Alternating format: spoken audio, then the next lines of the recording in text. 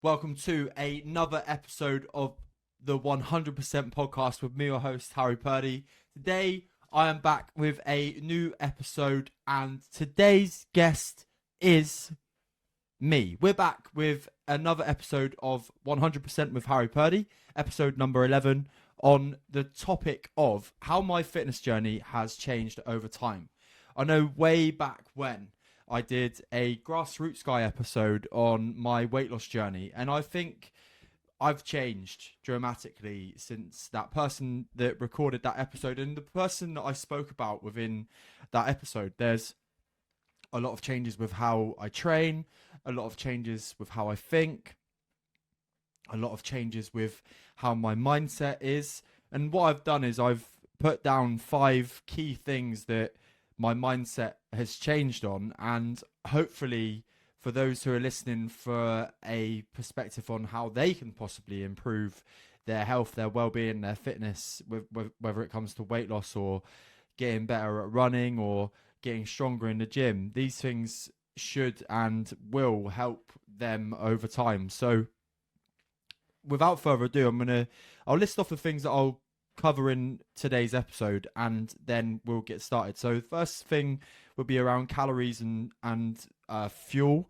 The next things would be to speak about today is thinking about the scales and how that has affected me in the past, running, and my attitude towards the gym. So there's 5 subjects there: calories, fuel, scales, running, and gym. And we're going to cover them all today and how my mindset and opinion has changed on some of these things. So calories, in terms of my opinion on calories and what they are, that's not changed. But what has changed is there are many different ways to accumulate and understand how your own body works with calories. And there was a stage of my life where I wouldn't put down or wouldn't leave my fitness pal alone. But I know now that that's potentially not the best scenario to be in if you are constantly thinking about checking your food, weighing your food. I haven't had a set of food scales in my house now for a month, which has been interesting. But before that, the breaks between using my fitness pal and not using my fitness pal has been really important, especially when it's come to being fueled up for the London Marathon and ultra marathon as such. And it wasn't until before that journey of going on long distance events and training for long distance events, I would have probably been way more on it with at least being on maintenance calories and even making sure that I was hitting maintenance calories or even being in a slight deficit, because that's what I thought I needed to do for where I was at the time.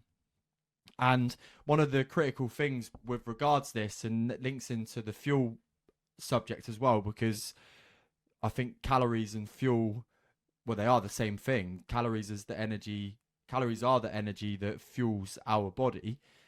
But the way that I think about calories now is really different in a sense of you don't always need to be focused on them. There are other ways that you can judge yourself with regards to your energy and with regards to how you're feeling and how you're sleeping and how you're training and how you're performing in whatever events or whatever sessions that you've got lined up at the minute. So whereas before, with throwback 2 years, I'd probably have been underperforming in the gym and in scenarios and in situations because I was maybe focused too much on the restriction element of food and the calories that were going into my body, which is something I'm really proud to have got over that speed bump of. There's always humps and lessons in the road when it comes to this journey of complete self-development from me, that I'm not only working on my mind, I'm working on my fitness and being as physically healthy and capable as I possibly be at the moment. And the other, linking into the fuel element, I've learnt really fast and really hard as well over the ultra marathon journey and adventure and the London Marathon / hybrid training adventure that it is better to be performing well than not performing well by not eating enough. And we started the hybrid training element with a 3-way goal of, when I say we, I'm talking about me and my coach, Harry. We started with that element. We were looking at going on a cut whilst training for some powerlifting PBs, not to any spec, not to any comp, but just between us, and also completing the London Marathon. And very quickly within that program, I was dipping down with how I was feeling and how I was performing in my gym sessions. Everything felt heavy. Every gym session, maybe not every gym session, but some gym sessions were incredibly harder than they needed to be because I was in a calorie deficit, which was meaning that my energy supply from food was lower than what it needed to be to maintain my body weight, which means that other impacts can happen, such as feeling tired, being fatigued, not sleeping well. But of course, you do get that other bonus, if that's what you're looking for, of losing body fat as well. But we decided to cut that away.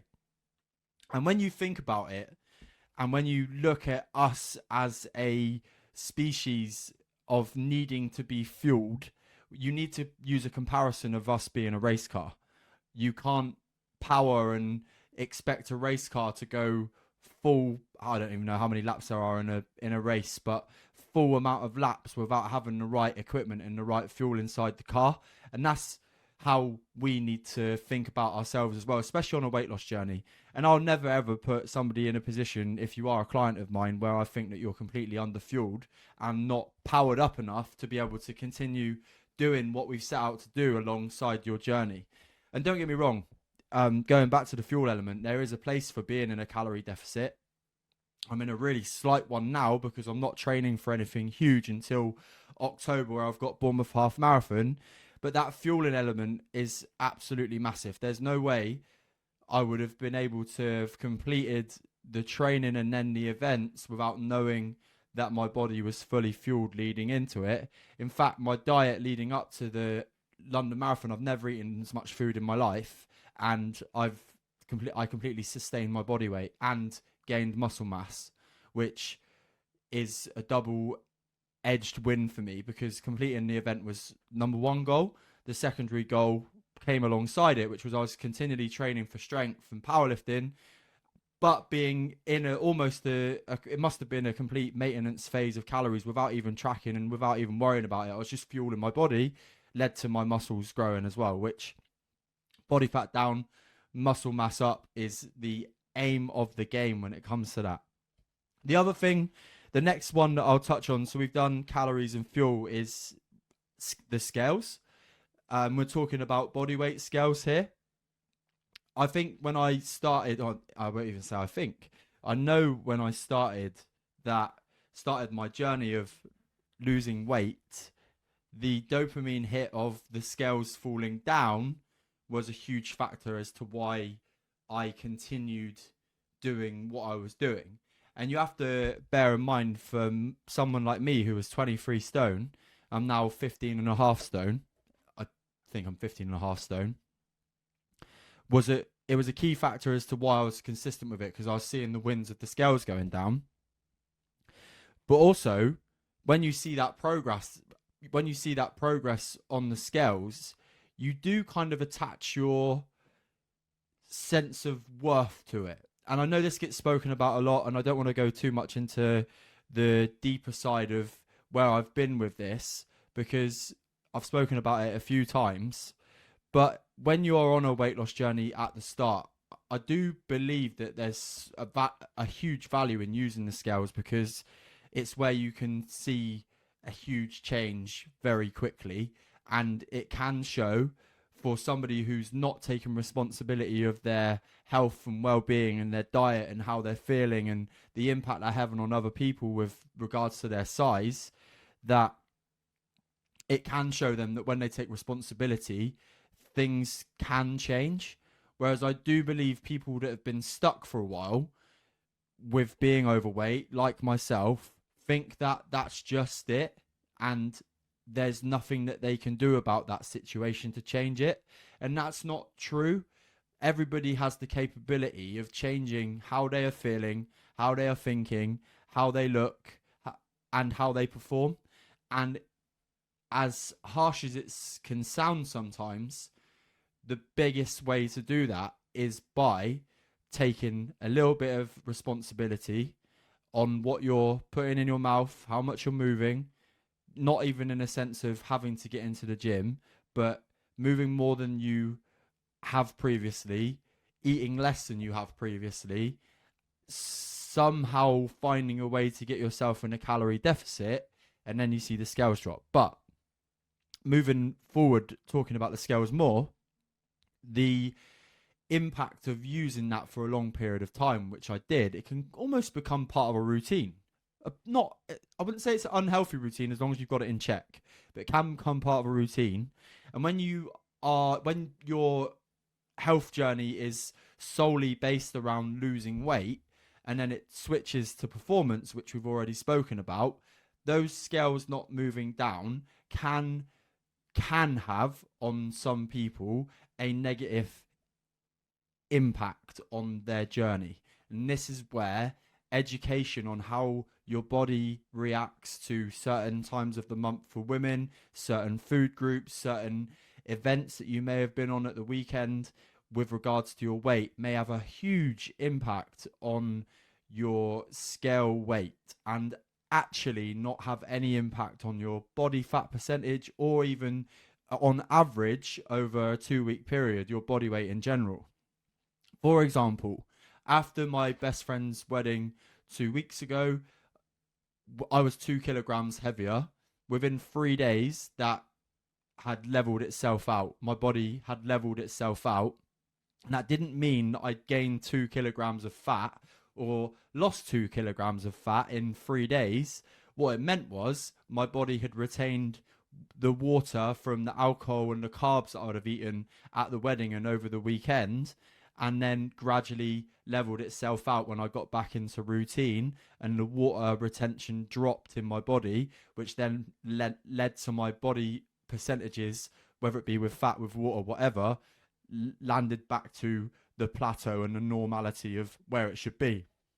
Whereas within a journey of weight loss, it can be a bit of a trigger for people when they see those things happening to give up, when they shouldn't be given up. It's just a natural progression of what's happening through your journey.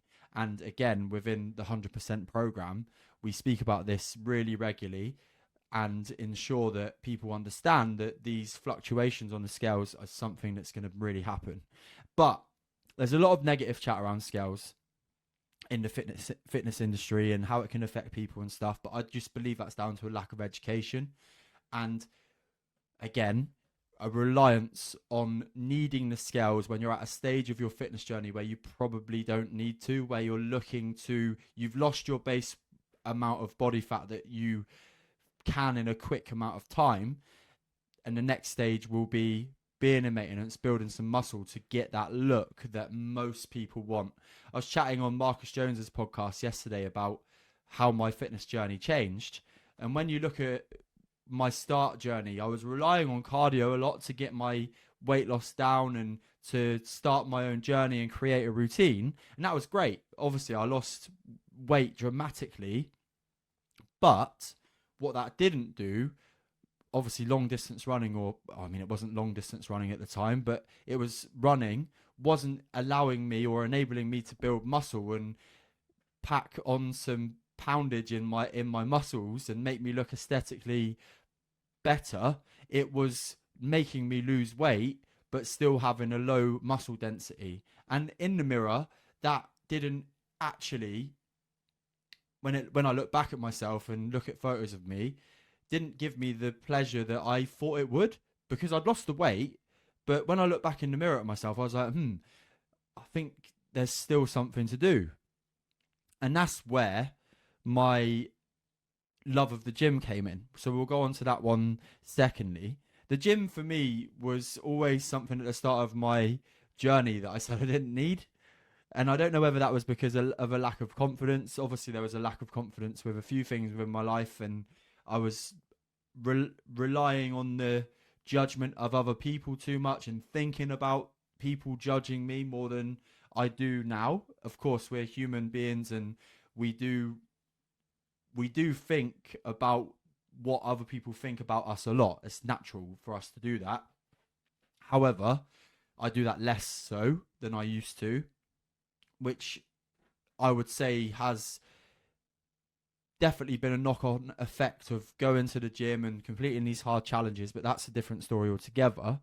But I didn't think the gym was for me, going back to the original point. I didn't think that it was something that I wanted to include in my life. I'd gone in and out a couple of times for a couple of month period and I'd give up again. But really, when I look at my aesthetic growth and muscle mass growth and performance goals and things that I've achieved from being in the gym, I wish I started sooner. But you can't regret. I had some great running journeys, and the early part of my fitness journey was great, but it would have just been supplemented and boosted way more by being inside of the gym. And I've also been really blessed to have trained in some really good places locally with Fitness Yeovil, with the old crew, and now in Progress, which is fully supporting my journey and goals right now. And as well with Harry and Base Gym. And I've also been really blessed to have had some really good coaches. I don't think you believe in coaching if you're a coach, if you're not getting coached yourself. That may sound a bit backwards, but re-listen to that bit slowly and it will totally make sense to you. Because I've learnt from some of the best people in the area, with Sam with powerlifting, Harry with literally a bit of everything dashed in there.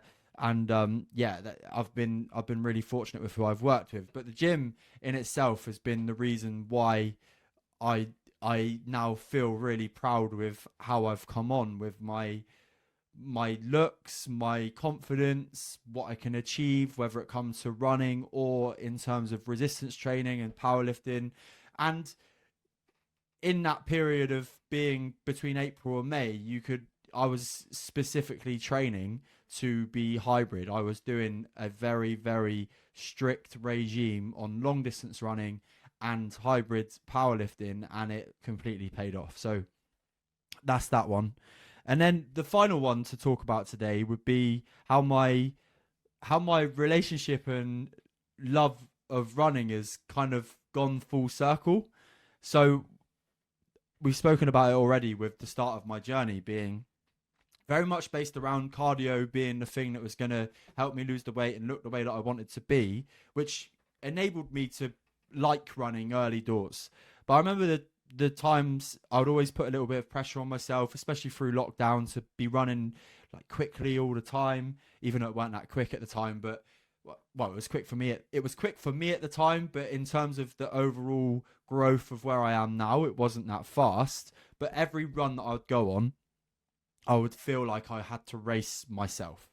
And that's the first lesson that I have with that, is that you don't need to race yourself. You can put yourself in a nice, comfortable area and still get the same gains with your running and with your VO2 levels and your oxygen levels and your heart rate, and how your resting heart rate can improve by just working in a nice, comfortable pace. And that really, for majority of my marathon training, was what it was about. I've also learned how to run in threshold, which is level 4 in terms of your cardio zone, and how that can impact your speed at long distance, which is something that enabled me to work towards a half marathon PB really quickly. And the threshold training would have been a real impact in why I did manage 21 miles of the marathon at a really good pace. It wasn't until the cramp set in that that was nothing to do with the training. It was just the fact that that's how my body works. But also, the running in itself has given me just a new outlook on life and the way that I deal with things.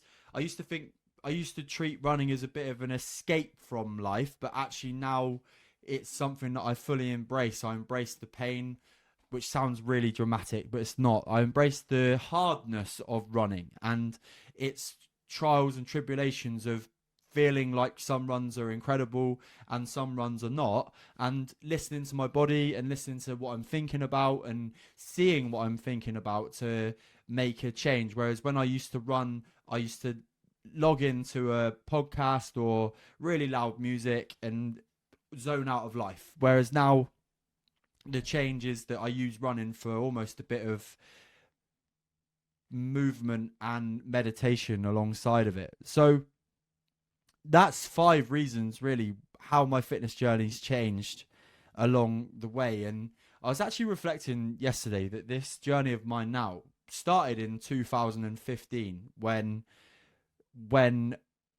Montacute Football Club got to our first cup final of the treble season, and that 1 mile run that I couldn't complete on that day of that final has led to where I am now.